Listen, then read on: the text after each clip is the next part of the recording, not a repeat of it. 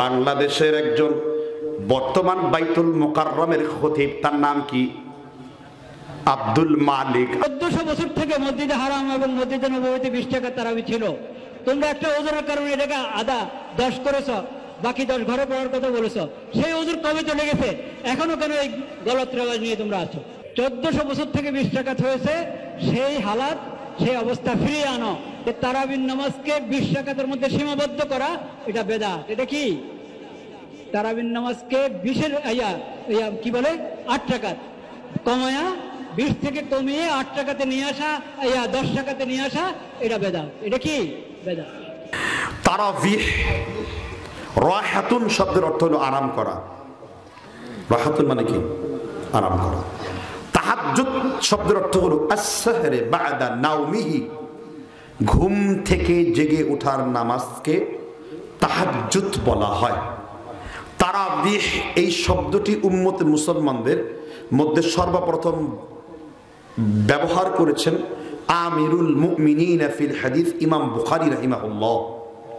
হাদিসে তারাবি শব্দের অনেকগুলো সমর্থক শব্দ রয়েছে। কিয়ামুল লাইল, বাবে ফাদলে মান কামা রমাদান, এই অধ্যায় দিয়ে বা অধ্যায়ে লেসন দেওয়া আছে। কথা কি বুঝতে পেরেছেন কিনা? এখন তারাবি আমরা কয় রাকাত পড়ব? সুন্নতে সাহাবা এবং সুন্নতে রাসূল হলো মা কানা ইয়াজিদু ফি রমাদান ওয়ালা ফি গায়রিহি আলা 11 রাকাত। রাসূল রমজান এবং রমজানের বাইরে কয় রাকাতে পড়তেন না বেশি?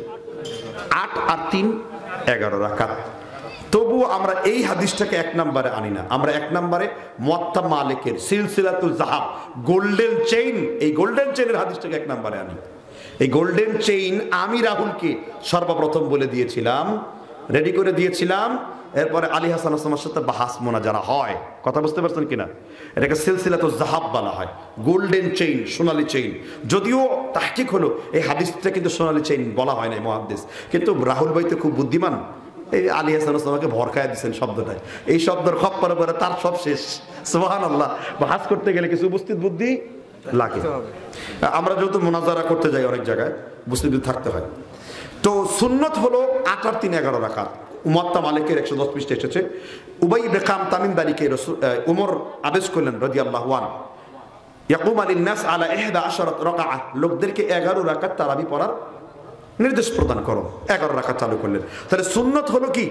11 রাকাত। কিন্তু মুগনি কিতাবের লেখক তিনি কুদামা রাহিমাহুল্লাহ কিতাবুল ইজমাতে তিনি বলেছেন তারাবি 20 রাকাত জায়েজের পক্ষে 70টি ইজমা আছে।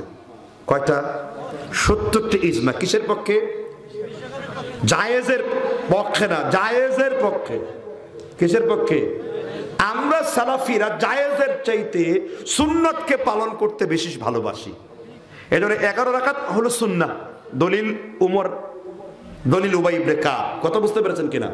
কিন্তু 20 রাকাত, 22 রাকাত, 12 রাকাত, 13 রাকাত, 14 রাকাত, এগুলো হলো জায়েজ। এগুলো হলো কি? জায়েজ। রমজানের বুট, রমজানের ইফতারি আমরা কি দিয়ে খুলি? পানি দিয়ে, খেজুর দিয়ে। কিন্তু ইবনে ওমর সম্পর্কে আল্লামা বদরউদ্দিন আইনি বুখারী শরীফের ব্যাখ্যা গ্রন্থ উমদাতুল কারি এর কিতাব মানে সিয়াম অধ্যায়ে 24 পৃষ্ঠায় বলেছে ওয়াকাল ইবনে উমর ইল্লাল জামা, ইবনে ওমর কখনো কখনো স্ত্রী সহবাসের মাধ্যমে রমজানের ইফতারি খুলতেন। কখনো কখনো জায়েজ, কিন্তু সুন্নাত হলো কি? তা আপনারা যদি জায়েজ নেন তাহলে ওখানে যান, আর আমরা সুন্নাত নিব, আমরা খেজুরিতে যাব। ঠিক না? ঠিক। আচ্ছা, তুই বুঝতে পেরেছেন কিনা? আমি মনে হয় এত সুন্দর করে বোঝানোর খুব মুশকিল না। আমি বুঝতে পারছেন কিনা?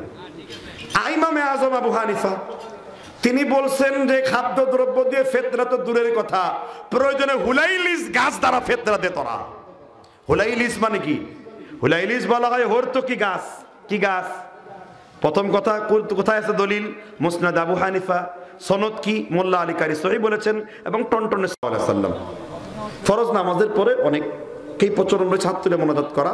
আমি বলি নাই, হানাফি মাযহাবের বিখ্যাত ইমাম আল্লামা ইউসুফ বান নুরি মারিফুস সুনান, আমার বন্ধু রেজাউল করিম আবরার তার নামাজের বইতে আমার আরেকজন বিখ্যাত হানাফি আলেম মুফতি ফয়জুল্লাহ তার বিখ্যাত কিতাবের মধ্যে, এবং আমাদের হানাফি আলেম আল্লামা তাকি উসমানী তার দারসে তিরমিজির মধ্যে, আমাদের একজন হানাফি আলেম মুফতি শফি উদউ রাব্বাকুম তাদুররা ওয়া খুফিয়া এই আয়াতের ব্যাখ্যার মধ্যে, এবং আল্লামা আনোয়ার শাহ কাশ্মীরি উমদাতুল কারীর মধ্যে এটাকে তিনি বিদআত সাব্যস্ত করেছেন।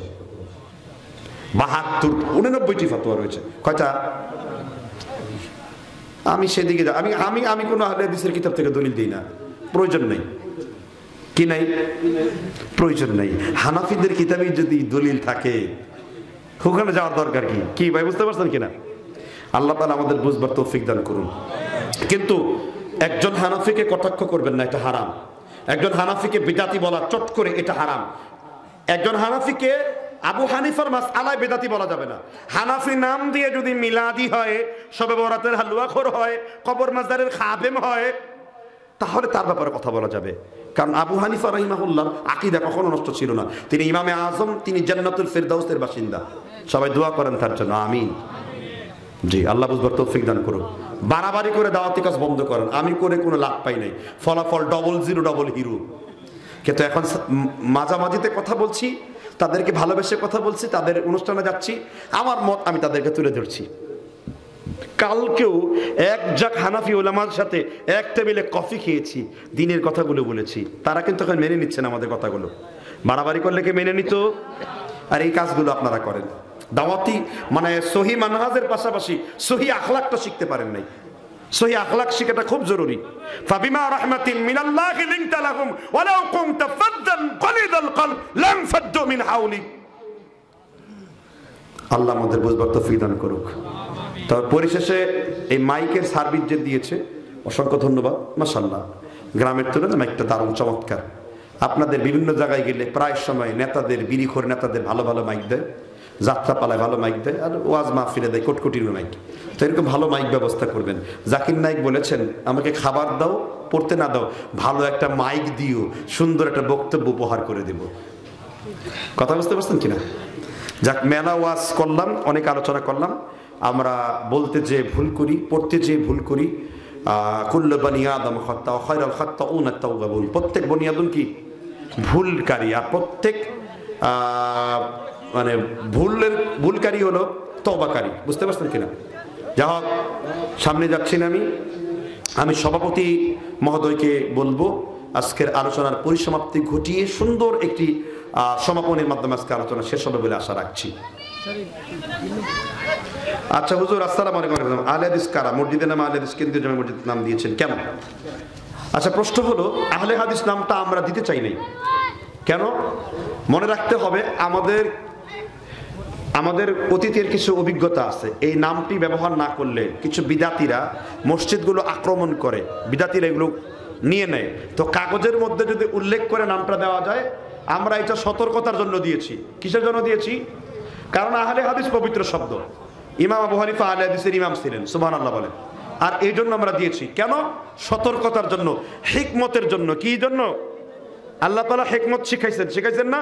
এটা আমাদের হিকমত, এটা আমাদের কি কৌশল, দাওয়াতি কাজের কৌশল, দলিল না আমাদের এটা। আল্লাহ বুঝবার তৌফিক দান করুন। আমি মহিলারা কি সফরে যেতে পারবে? মহিলারা দূরে গিয়ে পর্দার সহিত হাদিস কোরআনের আলোচনা করতে পারবে কি? মুহরিম পুরুষ তার সাথে যেতে হবে। কি পুরুষ? মুহরিম পুরুষ থাকতে। মুহরিম বুঝেন নাই, মুহরিম বুঝেন নাই মুরব্বীর। মুহরিম কাকে বলে? মুহরিম বলে যেই পুরুষের সাথে আপনি দেখা করতে পারবেন মহিলারা। এরকম কয়জন? কোরআনে বর্ণিত আছে 14 জন, সাহাবী উসুল হাদিস ফিকহ দিয়ে 18 জন। কয়জন? 18 জন পুরুষের সাথে সে দেখা করতে পারবে। বাকি সবার সাথে দেখা করা কি হারাম। তো মুহরিম পুরুষ কেন? কারণ মহিলারা সবসময় ঝুঁকিপূর্ণ অবস্থায় থাকে। আপনি শত পর্দা করলেও আরেকজনের মধ্যে যে বরকাওয়ালার ভালোবাসা ঢুকে আছে, এটা আপনি কিভাবে বুঝবেন? বরং কিছু মানুষ তো বরকাওয়ালাদের দিকে দেখলে তার আকৃষ্ট বেড়ে যায়, কারণ খোলামেলা দেখতে আর ভালো লাগে না। বরকার মধ্যে কি আছে? আকর্ষণ আছে না নাই? এই জন্য তোমার সিকিউরিটির জন্য তুমি দিন প্রচার করো, আলহামদুলিল্লাহ, তোমার আলহামদুলিল্লাহ, কিন্তু সফরে অবশ্যই এমন পুরুষকে নিয়ে যাবে যে তোমার জন্য দেয়াল হয়ে দাঁড়াবে। ঠিক না ঠিক? এবং যাকে নিয়ে যাবেন সে আবার 6 মাসের দুধের দাঁত পড়া শিশু হলে চলবে না। আপনি একটু বালেগা হতে হবে। ঠিক না ঠিক? না মানে ওয়াজ মানে আলোচনা গ্যাপ রাখলে এলা বড় প্রশ্ন তো ঢুকে যায়, তাই না?